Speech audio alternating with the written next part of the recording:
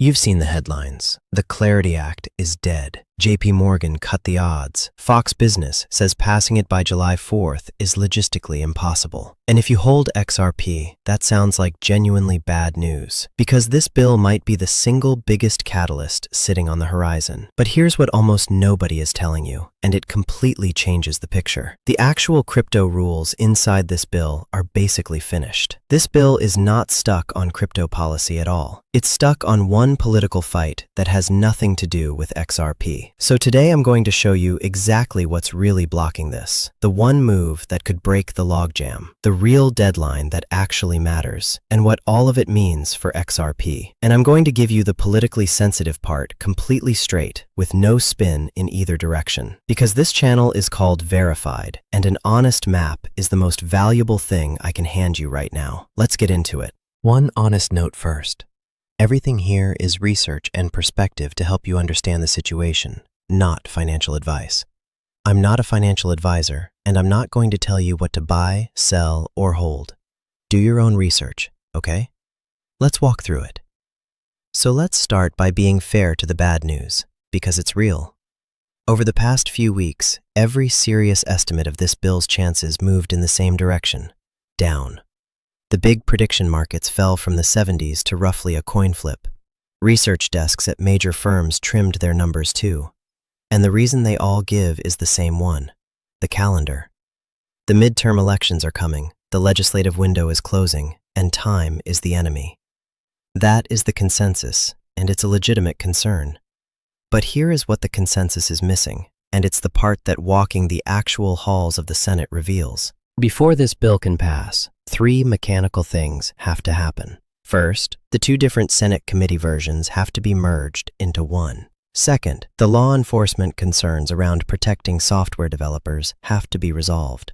And third, the ethics provision has to be written and added because, and this surprises people, it isn't even in the bill's text yet. Now here's the key insight. The actual crypto substance is largely settled, and the biggest policy fight of all, the one the banks swore would kill this entire bill, is already resolved. That fight was over stablecoin yield. Let me explain it simply, because it's the fight everyone expected to be fatal. The bank's fear was this: if a stablecoin could pay you interest just for holding it, then $1 sitting in your checking account earning almost nothing suddenly has somewhere much better to go. By the banking industry's own warnings, that could pull a massive amount of deposits out of the banking system. And since banks fund their lending with those deposits, less deposits means less lending. It's a legitimate argument. So how was it solved? Two senators, Tillis and also Brooks, spent months building a compromise. It's called the Section 404 Compromise, and it draws a clean line. No passive, deposit-style interest just for passively holding a token, but activity-based rewards for things like staking, payments, and loyalty, those are allowed. It's essentially the same line that has separated checking account interest from credit card cashback for 40 years. The banks still objected and lobbied hard against even that version. And it didn't work. The bill advanced out of committee 15-9, with the banks objecting. So the yield fight is over. The crypto policy is, for the most part, done. Which means what's left holding this bill up isn't about crypto at all. What's actually left is a single ethics provision, conflict of interest language meant to stop senior government officials from personally profiting off the crypto industry while they're the very people writing its rules. And I'm now going to give you this completely straight, with no political lean in either direction, because you deserve the facts, not a side. This provision is on the table largely because of the president's own family's crypto ventures, including a crypto company and a meme coin. Now, estimates of what those ventures have earned since early 2025 are contested and vary widely, from roughly $1.5 billion by one outlet's estimate to over $2 billion by another. And I want to be very clear, those are estimates, not confirmed figures, and they're disputed. On one side, Democrats, led by senators including Van Hollen and Gillibrand, want ethics language barring officials and, in some versions, their family members from these kinds of crypto business ties. Gillibrand has drawn a hard line: no ethics provision, no Democratic votes. On the other side, the White House and Republicans say they support ethics rules that apply broadly to everyone, but they reject any language that singles out a specific office holder or family. One Republican senator even argued it's a jurisdiction question, that ethics rules belong to a different committee entirely. I'm not here to tell you who's right. I'm showing you the actual knot. And earlier this month, closed-door talks between the key senators and the White House on exactly this issue collapsed with no agreement. So how does this get unstuck?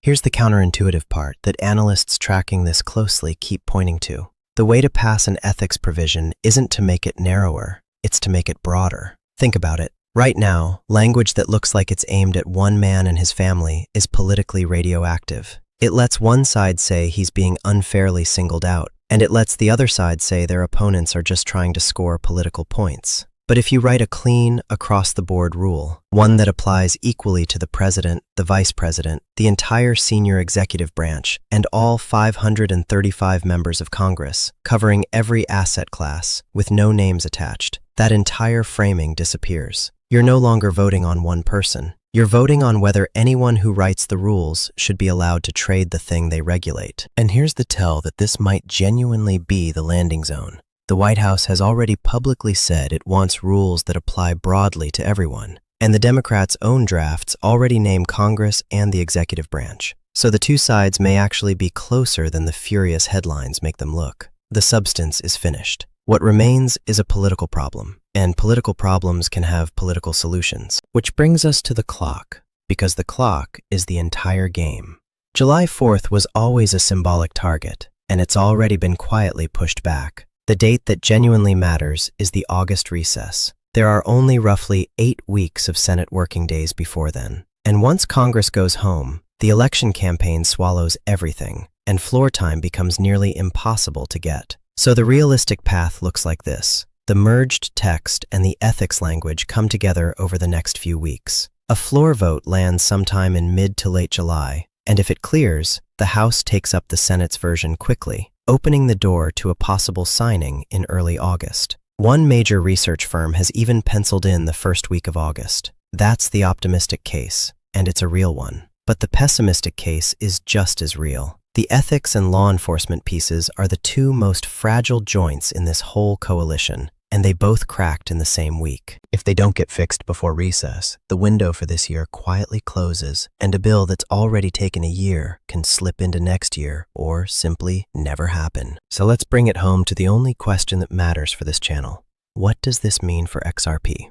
Here's why it's so important. Regulatory clarity is the single thing that big institutions have been waiting for before committing serious capital. Clear rules on what counts as a commodity, on who regulates what, and on how these assets are treated. That's what unlocks the next wave of institutional adoption that so much of the XRP thesis is built on.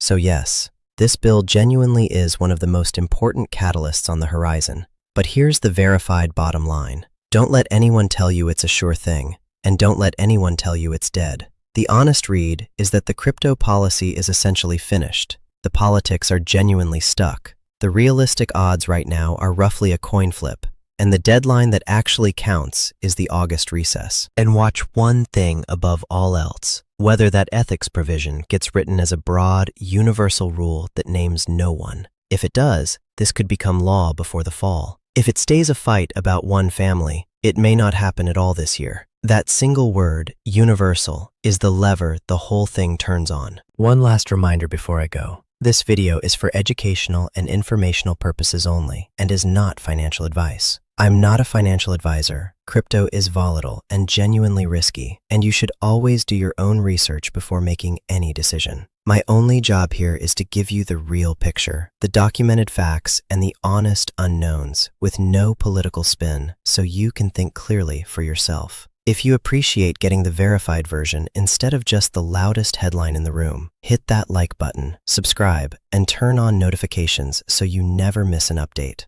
And tell me in the comments, do you think the Clarity Act actually passes before the August recess? Yes or no? I read every single one. Take care, stay sharp, and I'll see you in the next one.